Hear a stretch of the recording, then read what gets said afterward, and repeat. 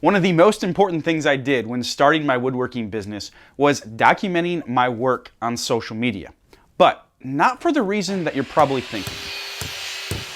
Today's video is sponsored by shopuploader.com, but more on that in a minute. 5 years ago now, when I started woodworking as a side hustle, I had zero idea how much social media would impact my business. But at that time, before andybirdbuilds and before selling woodworking projects, before any of that, my social media presence was Facebook to keep in touch with family and friends, and I had a Twitter that I used to keep in touch with colleagues with my previous career that has zero to do with what I do now. But standing where I'm at today, I can literally say that social media has had over $100,000 impact on andybirdbuilds.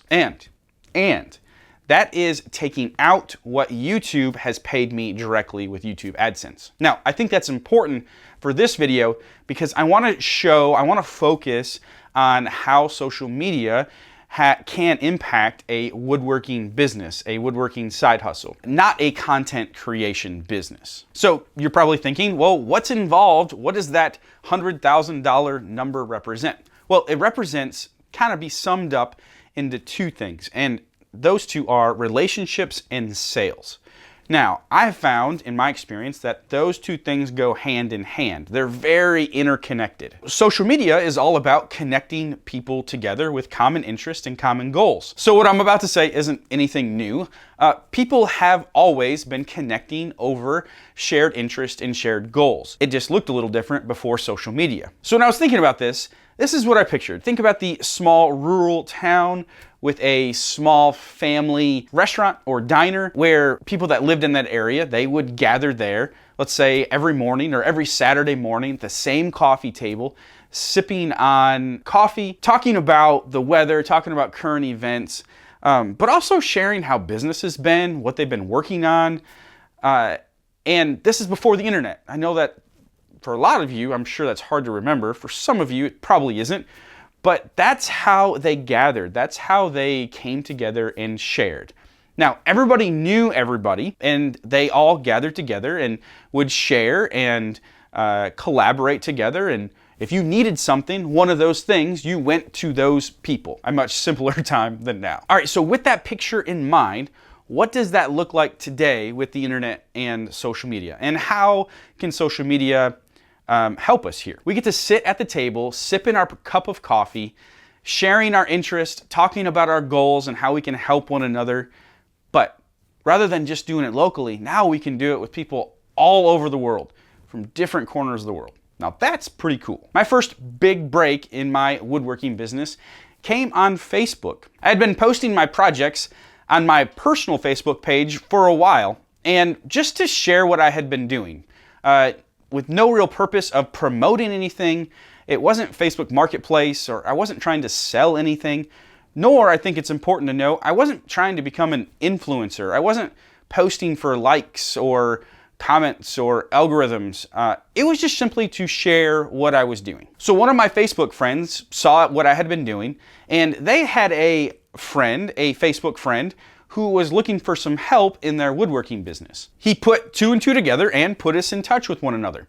That simple connection has had a massive impact on my business, both relationally and financially. Jeremy and I are still really good friends to this day, and we share work back and forth with one another all the time. The original work that Jeremy needed help with was some custom CNC work for a client that has been featured on HGTV. And we still work with that client today. Jeremy is an excellent furniture builder, and I have the CNC router and CNC laser services, so our services complement each other very, very well. The point here being, if Jeremy and I didn't post what we were doing and what we were working on our personal social media pages, we wouldn't know each other existed. We would live within 30 miles of each other and just not know each other existed. Can you imagine how different our businesses would be today if we didn't make that connection? So this raises the question, who has similar goals as you that is in close proximity to you that you don't know about? And where if that connection was just made, both of your businesses would flourish. This video is sponsored by shopuploader.com. Shop Uploader is the most powerful tool for Etsy sellers. Etsy doesn't allow sellers to bulk upload to their platform. Shop Uploader solves this problem by allowing sellers to upload one single spreadsheet to automate all the repetitive tasks away. I'm sure we can all agree that there's not enough time in the day, especially when you're running a small business. So I'm a fan of any product that gives me time back to spend in other places in my business. So whether you're managing 20 listings or 1,000 listings, Shop Uploader can literally save you dozens to hundreds of hours a month of repetitive data entry tasks. Shop Uploader is offering a free 7-day trial. All you have to do is use the link in the description below and use the code provided as well, and you will have a free 7-day trial to test it out for yourself. Thank you so much to Shop Uploader for sponsoring this video. This is a great place for today's power tip. When you are posting to social media, be sure to tag your location. You can do this in 2 ways. One, you can physically check in or tag your location depending on the platform that you're posting on. But two, make sure you use local geographical hashtags. I live in Kentucky, so hashtag Kentucky. If I lived in Austin, Texas, hashtag Austin, Texas, or checking in or tagging those locations. Now, you can even get more specific and go hashtag Austin Woodworking or Austin, Texas Woodworking or things like that.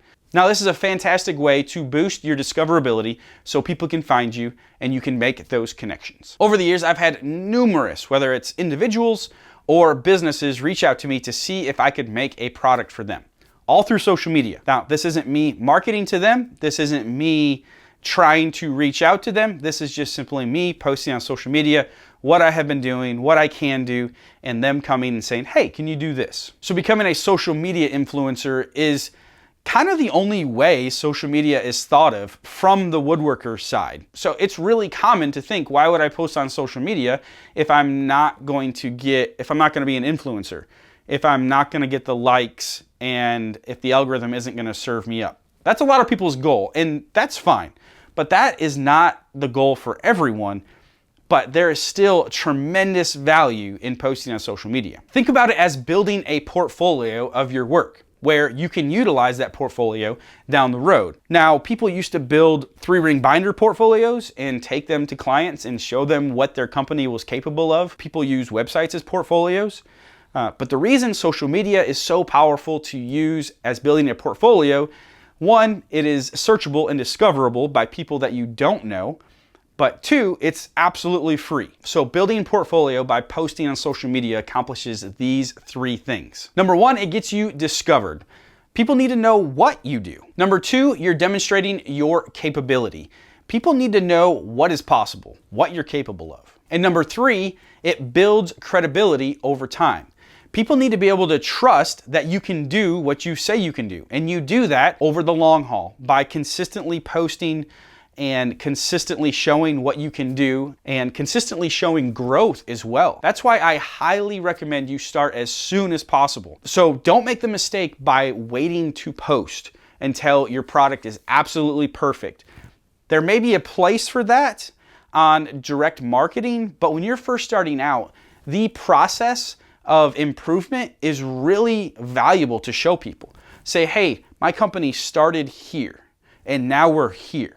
There is great power in that. So whether your client is another business or whether it's an individual, you need to establish these 3 things in order to be successful. One time I had a local barware company reach out to me and ask if I could make these custom bar signs. I'll leave a link down in the description.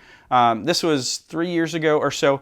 But anyways, I did a video on making those bar signs. This was a local company who sells online and was looking to get into the decor space. They sold barware. They wanted to get into bar decor. The thought here was to make standard designs, standard layouts, 10 different designs with different emblems. And then the only part that was customizable was the name at the top. So it would just be doing a last name, and it was so-and-so's bar with logos on it. That was the idea in a nutshell. I made 10 prototypes, sent them to them. We started selling online. We sold a few.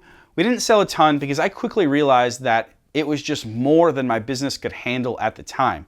I was in a completely different place than I was now. But the point here is that that whole thing came through Instagram. They messaged me on Instagram and found me on Instagram, saw the work, saw the CNC work that I had been doing. Unfortunately, that exact deal didn't work out, but I learned so much from that experience and really learned what was possible and not possible. Another time I had a client reach out through Facebook wanting a walk-in pantry build out with adjustable shelving and countertops. And this was in the early days of my woodworking business, where I was taking any and all projects, not just CNC projects. But they reached out after they had saw the build out that I did in my own house of our walk-in pantry. I was just posting final pictures, progress pictures, wasn't advertising at all about, hey, I can do this for you. But they reached out. I had a couple other people reach out too for that same exact thing. And so I did a closet build out just from posting on social media. I could go on and on about all the examples of work that has come to me. Some of it I've said no to, some of it I said yes to. Some of it hasn't been work at all. It's just been relationships.